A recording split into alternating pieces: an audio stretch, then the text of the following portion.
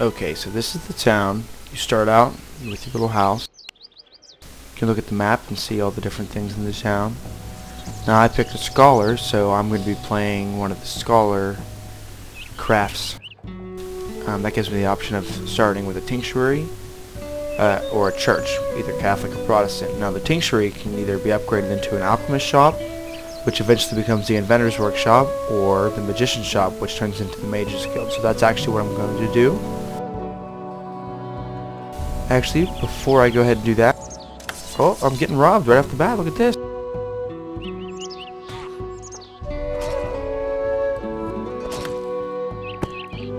Divide. I want a piece of this guy.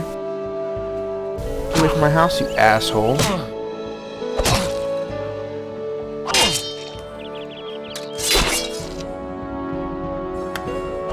This dude's got a lot of help. Thank God there's 15 guards here to help me. Take that, you bitch.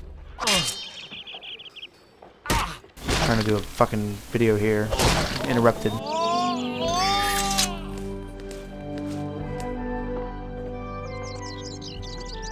Okay, anyway, so Cui bono. I'm gonna go into my house. So while I'm getting ready to go build my business, I can train my guy. And when I train, it gives me experience that I can put into all these different categories. When I created my character, I put some points into rhetoric and arcane knowledge. And depending on what class you are, different talents give you better boosts towards your leveling up. So since I'm a scholar, constitution, martial arts, and stealth are things that don't really help me. Dexterity, handicrafts, empathy, and bargaining are neutral, but charisma, rhetoric, and arcane knowledge does help me a lot because I'm a scholar. So that's kind of cool, and I'm going to probably focus on rhetoric and arcane knowledge the most, just because it sounds more okay, that would probably help me if I ran a mage's guild.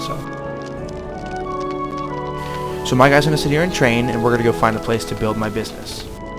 Looks like right here we have an open spot, so you just double click the map. Boom.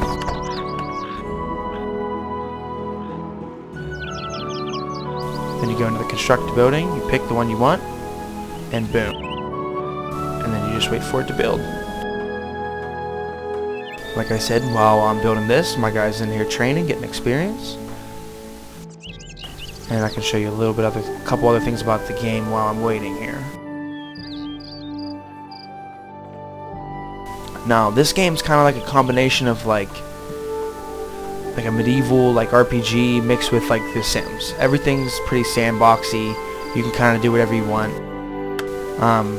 Here's my house like it was before, but I can upgrade my house, I can improve my building, and since I just got robbed, I might want to actually upgrade the window grills, which give me a bonus to burglary protection. And you can also hire guards, or personal mercenaries, via your house here. So, now I hired a serf out of the little worker's hut, and she's going to run over to my house.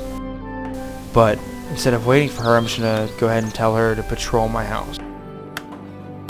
Now you can have them patrol multiple points by clicking one, then clicking the next, and then double clicking the last point you want. So if I wanted her to patrol from my house to my business, I could just click my house, and then double click my business, and she'll walk back and forth between the two.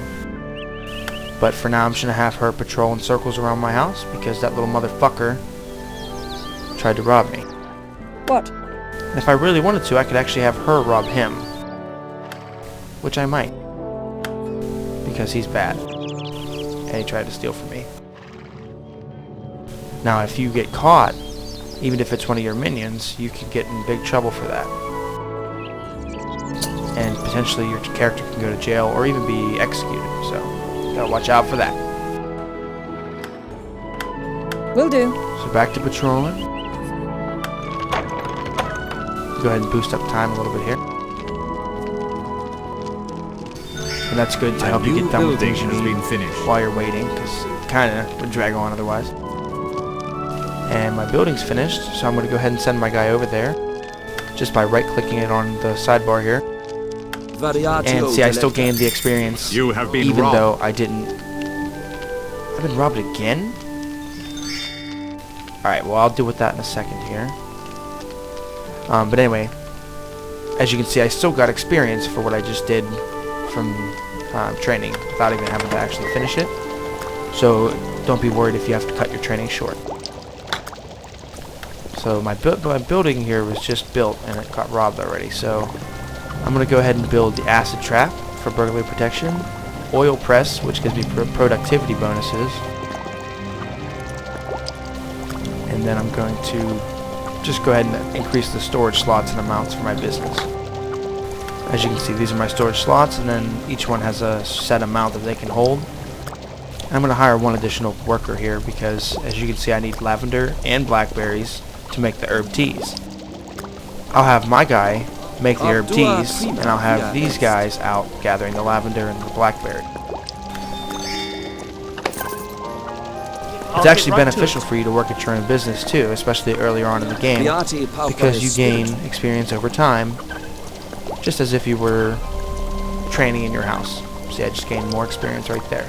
And then, in turn, I'm creating herb teas that I can sell and make money off of.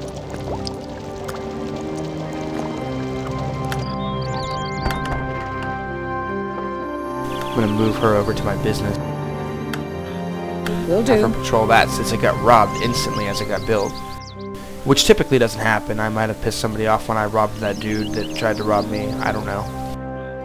Here's the office overview, and since there's multiple towns, each town has its own set of offices. You can actually run for office once you get a better title in the town. Right now, I'm just commoner, but once I become a full citizen, I can run for office, and that gives you additional privileges, and I'll show you that later on.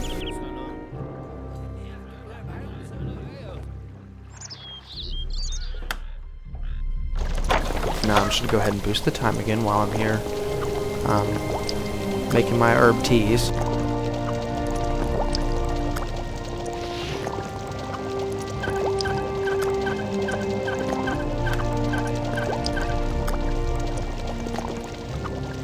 Here come my little employees bringing in the lavender and the blackberries I sent them to get. Now you see I have more, so my guy can just continue working while they're out gathering. Now I have 3 teas complete. I can either send them in a cart and ship them to the town market or any of the other town markets, or I can just sell it straight out of my sales stock here in my store. Typically for an item that's really expensive that people like to buy a lot, herb teas, because they help characters that are sick, I just sell them right from my stock because they go pretty quickly. And as you can see, my experience is still going up, and it actually passed enough for me to boost my rhetoric 1 more point. And now all I need is basically 1 more point in anything, and I'm going to level up because I only need another 75 points.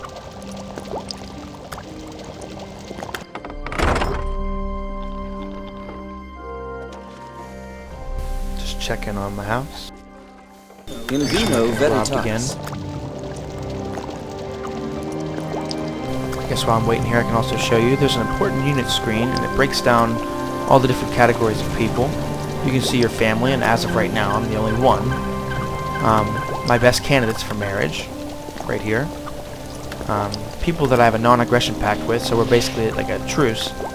Neutral, which means we're not at a non-aggression pact, but they're not my enemies. And these are probably the ones from other towns. And enemies, people that don't like me. This is that guy that actually tried to rob me earlier. And I robbed him because he got his ass kicked by the guards, and now he hates my guts, and so does his wife.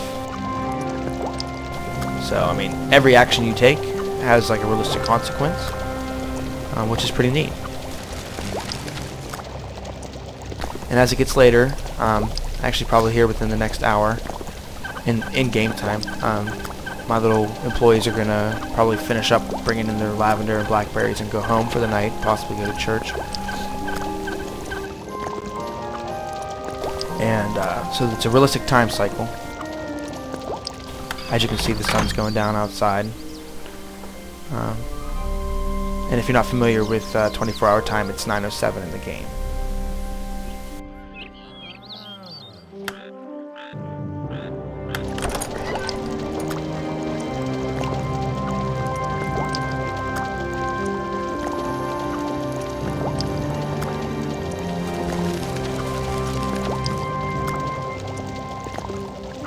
as you can see, there's a little green icon here.